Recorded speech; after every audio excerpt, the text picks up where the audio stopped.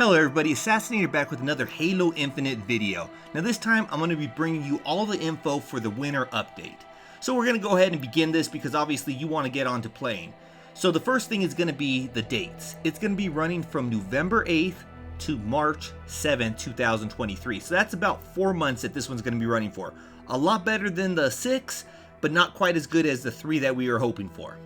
Next up is the Battle Pass. We will have 30 tiers in this Battle Pass, but they will be free. You will not have to pay anything for it. Everyone gets it. All you have to do is start playing. It will contain some of the reach items that weren't released during Season 1. The pass will also include the Mark 5B Armor Core, which was previously only available to Season 1 Battle Pass Premium owners.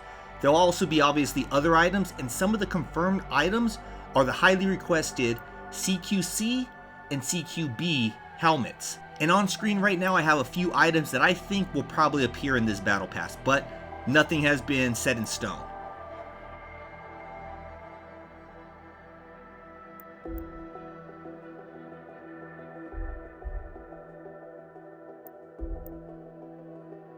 Next up is the maps. 3 maps have been announced and all have been built in the Forge toolset. So these will be maps that you would be able to duplicate in Forge if you actually wanted to. Obviously it would be a waste of time because they are already available for us to play. First up we have Detachment, which is the big team battle map. It was built around the thought of capture a flag, which means there are a lot of flag run paths in here. It will also be the very first Halo Infinite map that has a teleporter in it.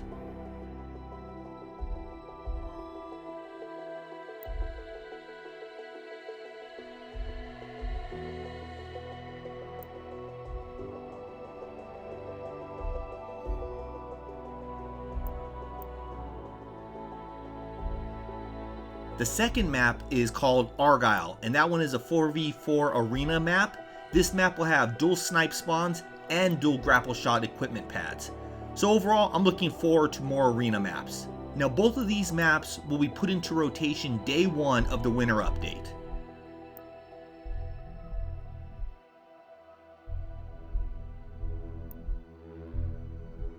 But I did say that there are 3 maps, so the third map will be a reimagining of Halo 3's Pit. The Forge head designer stated during the HCS Orlando Championship that it will release after Forge releases, so it's unknown if it will be the same day as Forge releases, a week later, months later, we don't even know. But if I had to guess, I'm going to say it's going to be halfway through the season, so about 2 months in, we'll end up getting that, because obviously people are going to start getting bored of the same maps over and over, even though we just got 2 new ones, and I feel this one will kind of spice it up a little. I feel that's how 343 is going to play it, but again, I have no info to guarantee this. Now as far as the Pit map goes, the Vocal community has stated that they don't care for the new look. Most of it is because of the purple neon lights. Now me, it doesn't bother. I'm just glad we are getting another arena map that will be played on during our online matchmaking, because right now we don't know when community created Forge maps will start going into rotation. As far as weapons, no brand new weapons during this season. Equipment, no brand new equipment during this season. That will be all in Season 3. But one of the big things that we're going to be getting is the highly requested Match XP. Now this is going to be in beta, and what 343 means by beta is basically they're going to be using this winter update season to take the info that they gather to improve it for the full release during Season 3.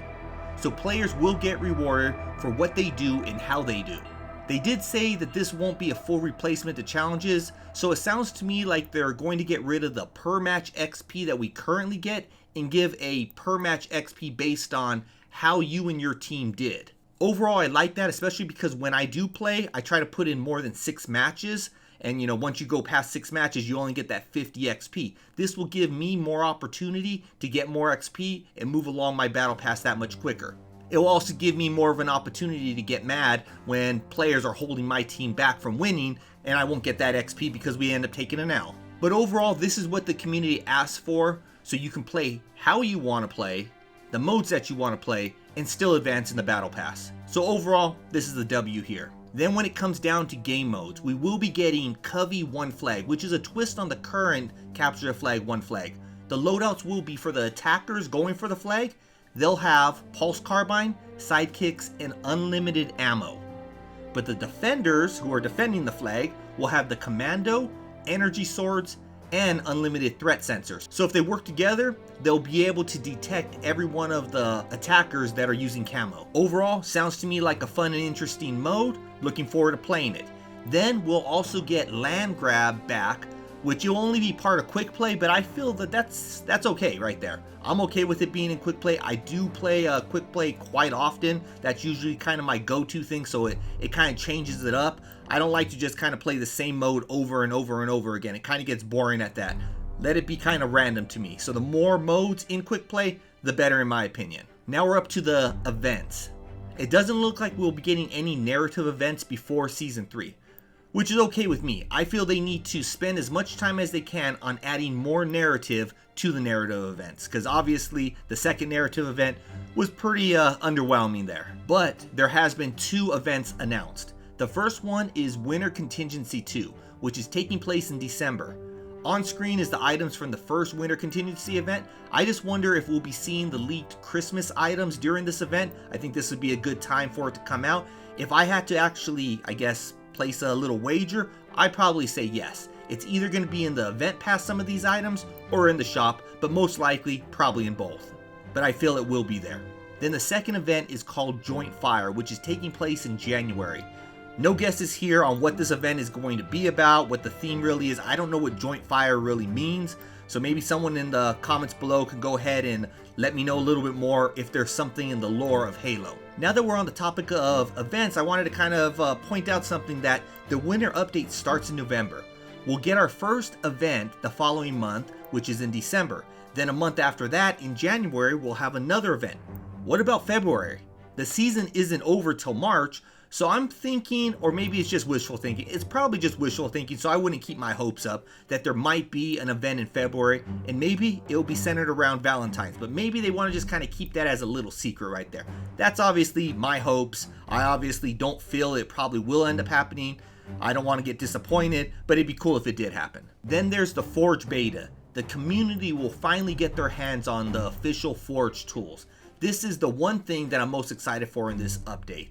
I mean, I'm going to be putting in a lot of my free time into building some cool things. Or at least I feel that they're cool. Obviously, I'll be doing videos on them so you can see my cool things. I'll be pointing out other creators' cool things. And if you send them to me, I might even be putting your cool creations on video. Now, as far as Forge goes, I'll be releasing a separate Forge video reviewing all the known details. So look out for that video in the coming weeks leading up to the release, which will be there day 1 during this winter update. Then we have the Campaign Network co-op and mission replay. So what we know now is that we'll be getting 24 new achievements, which all look to be related to campaign. But not really much else to say on this, because a lot of us already got to play it during the flights, and it was a lot of fun. I will finally be doing a playthrough of campaign in Lasso to complete all of my achievements. Obviously, I got to get the new 24, but those new 24 look to be a breeze. That's not going to be a problem, especially with mission replay. I'm going to be able to get all this, and with some teammates, man, I'm going to be able to get that Lasso no problem. I haven't even attempted it, because if I'm not playing with friends, why am I going to do a second playthrough? I've been waiting for this. So if there's any of you who want to do Lasso with me, let me know, because I need a player or two to kind of, I guess, fill out my roster. Then, of course, we will get quality of life improvements. Nothing specific, but you know that they'll be doing some drops during these 4 months. Or, I mean, they better be doing some drops. I mean, if I had to put my money on it, I'm going to say yes. They're going to be at least doing 2 patches during this time frame. So that's all that I have on the winter update, which I nicknamed Season 2.5. Of course, there'll be more coming out during the coming weeks. I expect to see the Battle Pass before the drop of the winter update. It'll either be by 343 announcing it or leaks. I don't care. I just know that it's going to be coming out. So I hope everyone enjoyed this video. If you like this type of content, make sure to hit that subscribe button, because this is the type of content I create. But until next time, Assassinator out.